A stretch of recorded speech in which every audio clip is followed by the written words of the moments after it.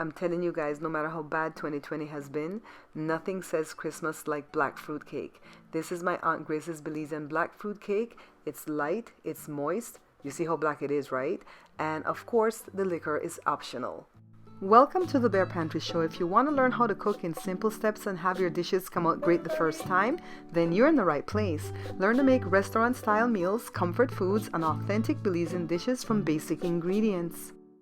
Let's start off with the ingredients, guys. Granulated white sugar, butter softened to room temperature, eggs at room temperature, lemon extract, all-purpose flour, baking powder, not baking soda, some salt if you're using an unsalted butter, burnt sugar, grape juice, the dark kind, and the fruits, the dried fruits, okay?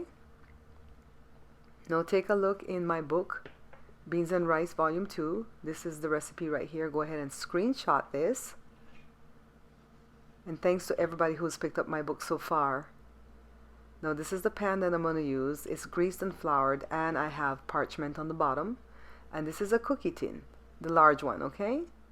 So now let me get my electric hand mixer. You don't need a stand mixer, but you will need the hand mixer. So let me grab this and get it set up. Hey guys, Barbara here, popping into the video really quickly to just remind you that I have two cookbooks for sale. Beans and Rice Volume 2 is my Belizean cookbook, and it has 120 authentic Belizean dishes that are easy to make. This one, the Pantry Laid Bare, is my brand new cookbook, and it has 111 of the best dishes that I've done on the show that are not my Belizean dishes, alright? Check below to see how to purchase. You guys, it's getting close to Christmas, so if you're going to pick up the books, you might as well do it now and pay for priority shipping, or you won't get it on time, okay? So I'm separating the eggs, and I'm using this little gadget. And I always pour my egg whites into a separate bowl because I don't want the egg yolks to crack and mess up all my good egg whites, alright? So I just crack this one open, and I'm just going to go from shell to shell. This is what most people do right here. Go from shell to shell. Put the yolks there, and then toss the white in this one big bowl. Now let's try a different way. I'm going to use this spurtle thing right here. I see people do this on TV, so let's see. Let's crack it. Put this over here. Drop the egg. Oh, that didn't go so well, right? Oh my goodness. Let me see if I can scoop it out of here. And while we're at it, some people will just scoop in there and grab the yolk and not bust it and separate it that way. But I can't do that. I always bust the yolk. I think I'm heavy-handed. So let's pour it here and do this balancing act. Oh Lord, why did I want to try this, guys? I'm always trying to do different things to show you different ideas, but sometimes they don't work out. Alright, so this white does not want to release. Come on, come on. Okay, here we go. So here's the yolk, put it in this bowl, and then dump the white in here, and guess what? We're not using that again. Okay? Now this is how I learned at St. Catherine's. Poke a hole in the top of the egg like this, but a lot of the times it will come with the eggshells, you know, so just pick that off, and then all you do is pour the white out. So the hole has to be big enough, but not too big, because you don't want the yolk to slip through, right? Okay, let me break off a little piece more. And this is painstakingly slow, so I don't like this method. But I'm showing you different ways to separate your eggs. Open it up, get the yolk, and then dump the rest in the big bowl. And I'm back to my little gadget that I love, okay? Now let me get some stuff out the way so we could get started. So the butter is softened to room temperature, but it's not goopy. Alright, if you push on it with your finger, you will have some spring back, alright? I'm making sure that I get everything because I don't want to waste anything. So this is 1 1/8 cup of butter. The 1/8 cup is the equivalent to 2 tablespoons, alright? And then 2 1/3 cup of the granulated white sugar. And then I'm going to use the hand mixer to cream this for about 8 minutes. So this is why you need the hand mixer. If not, you're going to be here all day putting in elbow grease. Don't forget to scrape down your bowl as you go along. And you can't like start to cream and then walk away for a minute or two and come back and, you know, figure it's going to be done. You got to put in the time, okay, the 8 minutes. So let's take a look at what this is looking like in the bowl. See, it's crumbly so far. So this is not creamed enough. Look, Joe's spying on me. See, I'm scraping down as we go. See, still going. Let's check on the time. See how long I've been going at this, alright? We have 3 minutes left. So just continue to cream. And then now I'm adding the egg yolks one at a time. Don't get freaked out if more than one yolk falls into the thing, okay? It'll be fine. We just like to do things one at a time to make sure it's well incorporated when we're doing batters and stuff like that.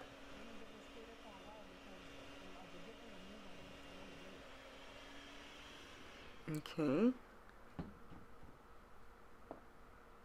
Let me scrape all the rest of my yolk out.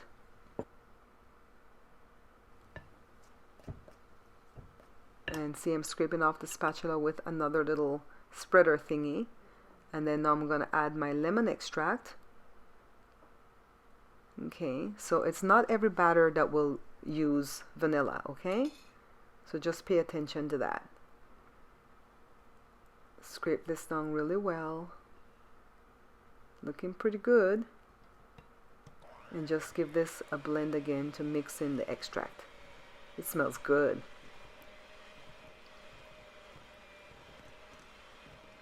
Alright, so we're going to go ahead and set this aside now because we have to work on our fruits. Okay? Well, before I do that, let me go ahead and get the feet off, or the beaters, and get these washed up because I'm going to need them to do the egg whites, alright? So now let's take care of the fruit. I don't soak my fruits in any kind of alcohol. Most Belizeans will do that. The reason that I don't do it is because when I try to get the flour on the fruits after it's been soaked and wet, it's a hard job, you know. The fruits will not separate like this. It'll clump up and it'll be one big hot mess to put in the cake. You really don't need to do all that soaking with the liquor because when the cake is done baking, you're gonna put the liquor on it every few days anyways to let it soak through, okay? So that's just my opinion. If your granny did it a different way, do it your granny way, okay? This is the way I'm doing it because I find it a lot easier to get the fruits into the cake and have the fruits scatter throughout the cakes from top to bottom. So let me get another bowl out here. Now, when you're in the store and you see stuff for your kitchen and you have the money, try to pick it up because sometimes it's easier to pick up things one at a time. These bowls I've picked up throughout the years, you know? I'm making sure all the fruits are separating. Let me grab my sift right here and put it through. And shake it through. You know, when I was a kid growing up in Belize, I used to like to play shop. And we would just sift dirt like this and sell dirt to each other. So here are the fruits. Set this aside. And now we're going to take care of the egg whites. It's a lot of steps, right? That's why I don't want to make these for sale because it's too much. So now we're just going to beat these egg whites to stiff peaks, and that's going to take a while. Let me put the speed up higher. See? This is not even soft peaks yet, but it's getting there. See? Now it's soft. It's more ribbony than soft. So we have a lot more to go, guys. And just beat it on high. And always beat it in a glass bowl or a metal bowl. Don't beat it in plastic because the plastic will release some type of grease and it'll mess up your egg whites from getting to stiff peaks, okay? Let me check again. Stiff peaks. Don't wash the beaters. Just get them off of there. Set them aside, okay? So here's the flour and the baking powder. And if you're not using a salted butter like I am, go ahead and add the salt that the recipe calls for, okay? See my butter right here? Well, let me get the whisk first of all. And whisk away. And then I'll show you my butter. See, I get this butter from Costco and it's always the salted kind, so I'm not putting no salt. Alright, now we're going to add the dry ingredients alternately to the batter with the burnt sugar. Okay, the burnt sugar is like 12 ounces of fluid, so that's replacing milk already, and then of course we have the grape juice to add to this. So what I'm doing is working in the dry ingredients into the batter because I don't want, when I turn on my hand mixer, to have a plume of smoke. So see, I still have the beaters dirty with the egg whites, right? I didn't have to wash them again. And now it's time to blend. Let me get the burnt sugar out the way. And this is the brand that I like. And if you want to buy this, pick it up at Amazon. I'll put the link below. But I want to say thanks to my cousin Cindy that sent me the burnt sugar this year as a gift. Thank you so much, cuz. I really appreciate it. And I'm going to enjoy every morsel of this cake. Okay. Scrape down the bowl. Add more dry. So I like to do it like in thirds. Work it in with my spatula. And then clean off the spatula often so we don't leave any of the dry stuff behind to get mixed in later and mess up the cake, right? Blend again. Add more of the burnt sugar. This smells a lot like a caramel. It smells a little bit differently than molasses does, okay? And molasses is a lot thicker too. Okay. See how thick it is? The batter has to be thick in order to receive the fruits and have them scatter throughout the cake. So now I'm putting the grape juice in this bottle to wash it out because I don't want to leave anything behind. I need all this. We call this blackening, but on the bottle it says browning, and it's pretty much burnt sugar. And people will make this, but you're gonna smoke up the whole. I hear you have to make this outside. You can't make it inside because you're gonna smoke up the whole house. So now, blend away. Oh, this smells so good. This reminds me of my grandma and my grandpa and Christmas in the 1970s. You know, when everybody was still alive and there was so much joy in the house, so many kids and grandkids, you know. I'm very nostalgic right now, guys. I think 2020 got me all messed up.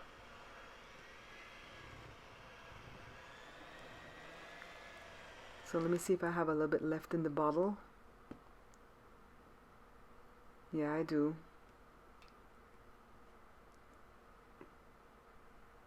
Clean up my mess as I go along.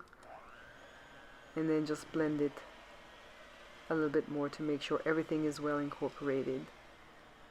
Don't worry, I'll clean off the sides of the bowl in a second. Definitely messy, and I'm trying not to get my camera lens anywhere near this, okay? Alright, so here comes the fruit. We're going to throw it into the egg whites. And we're going to fold, alright? Fold it in. I'm trying to make sure that the egg whites and the fruits are mixed well together without deflating the egg whites. And by the way, remember when I advertised a couple videos ago for Miriam, for Bella's Delight Bakery, for Miriam and my Uncle Raj? She's making this black fruit cake right now for the Christmas season. So you might want to go ahead and put your order in and get your black fruit cake if you're in the San Ignacio area in Belize, alright? So now, as you can see, I'm just folding. I'm going to dump the rest of the fruits in with the egg whites, and I'm just going to take my time to fold. It is kind of difficult on the elbows because of the fact that the batter is so thick. But I promise you, you're not going to have a cake where the fruits are settled to the bottom and not scattered throughout the cake. And you definitely don't want to use the hand mixer at this point, alright? So, note to self, I wouldn't do a double batter of this. It's too much for me to turn right here. And a double batter would be that much worse. So if I wanted to do 2 cakes, I would definitely whip up a second batter, okay? So I've switched out to a different spatula because I'm cleaning off the edges. The folding spatula doesn't clean off the edge of the bowl really well. So now let's put it in the pan. It looks like black tar, right? Get the last little batch right here. Scrape off the spatulas. and then pat it down a couple of times, and then into the oven it goes, where it's going to bake for a long time, all right? Because this is a really thick cake, and it has to bake slow and low. So the temperature is up at 325, and I'm going to set it for 90 minutes at first. 90 minutes later, guys, let's take a look. All right, I have a big skewer here because it's a thick cake. So I know it's not ready, but I'm still going to poke in there and show you. See, it's still so wet. So let's put it back in here, and I gave it another half an hour, and I'm going to check on it again. I'm going to go into the same hole, and it's clean, of course. So Mr. Joe thinks he can tell me stuff, and he's all like, go in the center. I know, I'm the one baking, right? Go in the center. See, it's not quite done, so we're going to give it another 20 minutes. So that's going to bring it to 2 hours and 20 minutes for this cake, because it's a super thick cake, all right? Okay, I'll be back. Good. And just like I promised, I'm back. And let's test it right in the same hole. And yes, this is done, so let's remove it. Test another spot first. We're gonna go ahead and remove it from the oven. Let me just set it on top of the burner for a second until I can get it to the counter to put it on a cooling rack, okay? Look how gorgeous that is, guys. I left it in the tin for about 30 minutes, and now I'm just releasing it from the sides with this butter knife, and then I'm gonna try to dump it onto this cooling rack. Don't slip. Okay, here we go. See how easy that came out? Let me get rid of the parchment and take a look at the crumbs. I'm going to taste this, and I'll see you guys tomorrow for when I'm going to cut it. So now I just decorated it with some fruits, and I'm using the knife that I used for my wedding cake 34 years ago. Our wedding anniversary is on the 20th of December. I don't like the serrated edge. I don't want it to shred my cake, so I'm going to use a smooth edge knife. And just be very gentle. When cutting a cake, you don't want to apply too much pressure. You just let the knife do the whole thing, okay? I'm going to go here like I'm going to cut it into a quarter. Well, I am going to cut it into a quarter.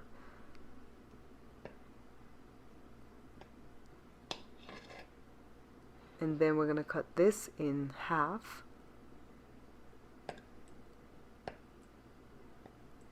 And honestly, guys, that slice is still too big. So if you're going to be serving, make sure you cut it in half again, each slice, okay? So you're going to get like 16 pieces. Let me get it out.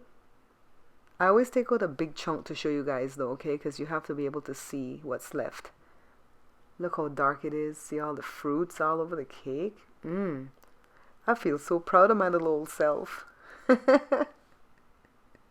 Joe's waiting to taste, man. Let me put it on my plate right here. I'm still showing off my fruits scattered all over because that's a thing for me. I don't like fruits just on the bottom, you know? I'm going to have to put some uncooked fruits in here for the photo shoot though, because these fruits look dull. We'll figure it out. So take a look at my photo shoot.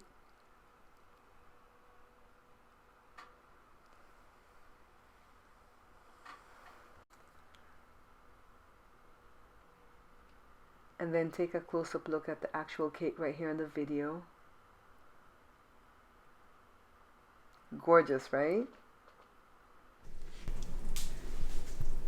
So if you can wrap your brain around the fact that this is not chocolate cake, when you taste it for the first time, you're gonna like it, all right? Because it has all the spirits in it. It has a caramel taste to it, kind of like when you put molasses in gingerbread cookies or gingerbread men, all right? So I have this piece here. I don't really want to taste a big piece because you know I'm staying firm to my diet, but I'm gonna pinch a piece and taste it for you. And like I showed you earlier, all the fruits are scattered because of what we did with the egg whites. So you're not going to get a cake where all the fruits are on the bottom. I hate that. When you buy cake from Belizean people or any other, you know, West Indian countries, and like all the fruits are on the bottom. It's like, come on.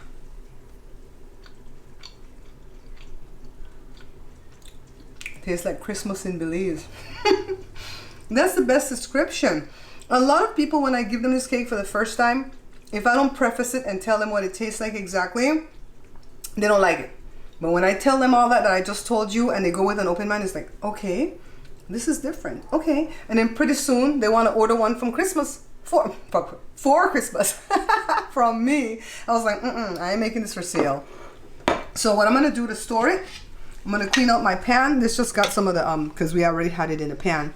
And so some of the wine and stuff was on the bottom. I'm going to clean this out again because it comes out pretty easy right here. See? Clean it out. I'm not going to put aluminum foil because it's going to stick. I'm going to put the wrap that you see here. We're just going to wrap it. Take all the fruits off. This is just for picture. And then Joe's going to go in here like once a week and put some wine on it. And it's just going to keep doing that until it's all soaked. It's not going to be as soggy as tres leches, but it's going to be soaked through. And every now and again, we just take a sliver of it and just enjoy. All right? So if you make it, let me know. If you want to buy the burnt sugar, what we call the blackening, it's actually browning. I have it linked below to my Amazon store. I was thinking it's in my Amazon store, but I'm going to link it below, okay? Thanks for watching, guys. Don't forget to like, subscribe, share, comment, and all that good stuff. And I'll see you guys in the next one. Bye-bye. Remember, guys, we are not buying this book. Because if you do, the only people that are making money from that book are my ex-distributor and Amazon. Pick up this book instead. This is my Belizean cookbook. It has 120 authentic Belizean dishes that I've done on the show already, but now you can have it in print so you can follow along and your dishes will come out perfect each time. Hot off the presses, this is my second cookbook, guys. It's called the Pantry Laid Bare, and I named it that because I laid everything on the line when I picked the recipes for this book, all right? 111 delicious dishes from basic ingredients. To purchase, just check below on any of my videos and you'll see the different methods of payment and also the shipping. Thanks, guys. Won't you come and try this warm delight? This is the Bare Pantry Show.